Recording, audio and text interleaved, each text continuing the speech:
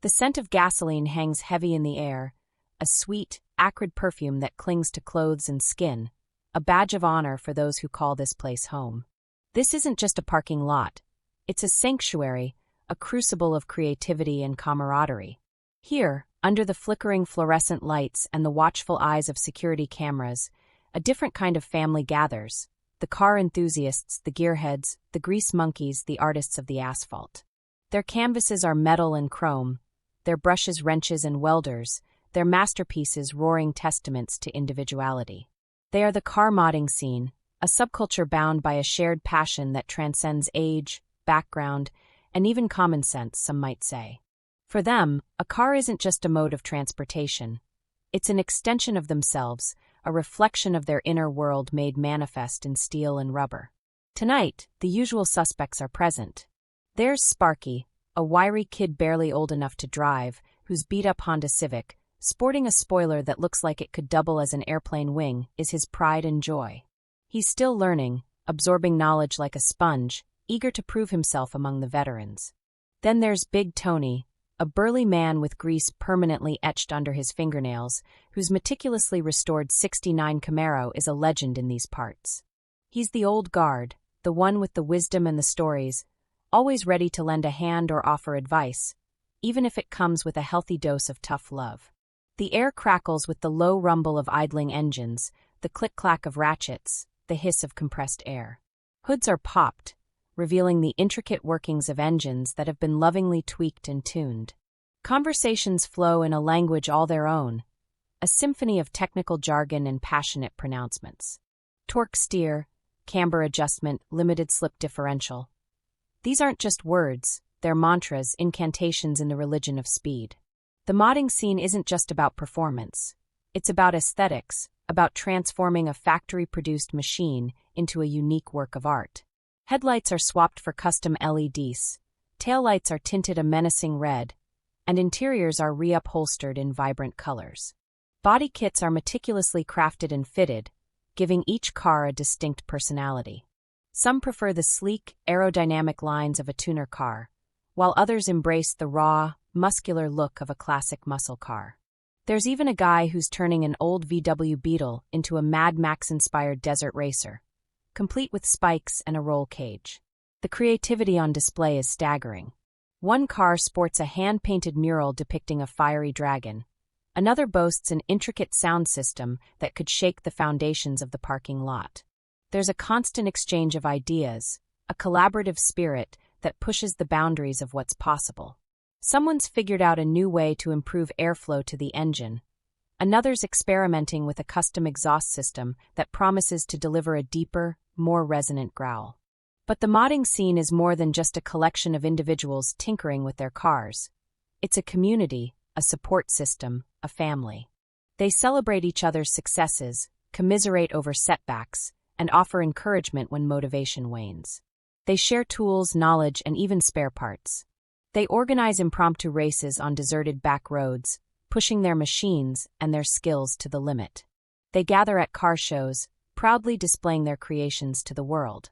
This subculture isn't without its challenges. There's the constant struggle to balance passion with practicality, the financial burden of expensive parts and tools, the occasional run-in with the law. There's also the stigma of being labeled as gearheads or petrol heads, the assumption that their passion is somehow immature or frivolous. Yet, despite these challenges, the car modding scene thrives. It's a testament to the human desire to create, to innovate, to express oneself in tangible form. It's a celebration of the machine, not as a mere object, but as a partner, a collaborator, a reflection of the soul. And as the sun begins to rise, casting long shadows across the parking lot, the members of this unique family prepare to return to their daily lives, their minds already racing with ideas for the next modification, the next project, the next adventure on the open road. The scent of gasoline lingers in the air, a promise of their return, a reminder that the passion never fades.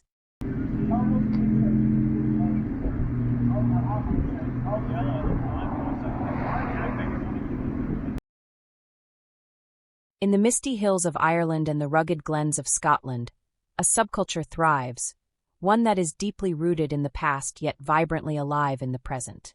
They are the Celtic Revivalists, a community of individuals who have dedicated their lives to rekindling the ancient flames of Celtic culture, language, and spirituality. They are not merely historians or enthusiasts, they are modern-day bards, warriors, and druids, weaving the old ways into the fabric of contemporary life. The Celtic Revivalists are a diverse group, united by a shared passion for the rich tapestry of Celtic heritage. They are poets who pen verses in Gaelic, musicians who play the haunting melodies of the harp and the fiddle, and artisans who craft intricate knotwork and jewelry inspired by ancient designs. They are scholars who study the myths of Cú Chulainn and the legends of Finn Mac Cumhaill, and they are spiritual seekers who find solace in the sacred groves and stone circles of their ancestors. At the heart of the Celtic Revivalist movement is a deep reverence for nature. The ancient Celts saw the divine in the natural world, and this belief is central to the Revivalists' ethos. They celebrate the turning of the seasons with festivals that honor the solstices and equinoxes. At Samhain, they gather to remember the dead and to mark the end of the harvest. At Beltane, they light bonfires to welcome the return of summer. These rituals are not mere reenactments, they are living traditions, imbued with meaning and purpose. Language is another cornerstone of the Celtic revival. In Ireland, the Gaelic language, once on the brink of extinction, is experiencing a resurgence, thanks in part to the efforts of the Revivalists. They organize language classes, create Gaelic media, and encourage the use of the language in everyday life. In Scotland, the Scots Gaelic language is similarly being revitalized, with revivalists working to ensure that it remains a vibrant part of the cultural landscape. Music and storytelling are also vital to the Celtic revivalist subculture. The ancient Celts were renowned for their oral traditions, and the revivalists continue this legacy through music and tales. They gather in pubs and community halls to share songs and stories, keeping the old narratives alive. The music of the revivalists is a blend of traditional tunes and contemporary influences, creating a sound that is both timeless and modern. The fiddle, the bodhrán, and the tin whistle are common instruments, and the songs often speak of love, loss, and the beauty of the land. The Celtic revivalists are not without their challenges. In a world that often prioritizes the new over the old, they must constantly fight to preserve their traditions. They face skepticism from those who view their practices as outdated or irrelevant. Yet, the revivalists remain undeterred. They believe that the wisdom of the ancients has much to offer the modern world, and they are committed to sharing this wisdom with others. One of the most striking aspects of the Celtic revivalist subculture is its sense of community. The revivalists are a close-knit group, bound together by their shared love of Celtic culture.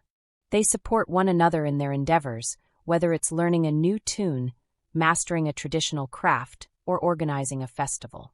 This sense of camaraderie is reminiscent of the ancient Celtic clans, where loyalty and kinship were paramount. The Celtic revivalists are also deeply connected to the land. They see themselves as stewards of the earth, responsible for protecting and preserving the natural world. This connection to the land is reflected in their art, their music, and their spirituality. They draw inspiration from the rugged beauty of the Irish and Scottish landscapes, and they strive to live in harmony with the environment. In a world that often feels disconnected and fragmented, the Celtic revivalists offer a sense of continuity and belonging. They remind us of the importance of honoring our roots and staying connected to the natural world. They show us that the past is not something to be left behind, but a source of strength and inspiration. The Celtic revivalists are more than just a subculture. They are a movement, a living testament to the enduring power of Celtic culture. They are the keepers of the flame, ensuring that the ancient wisdom of the Celts continues to shine brightly in the modern world. Through their music, their art, and their rituals, they keep the spirit of the ancients alive, whispering their timeless truths to those who have ears to hear.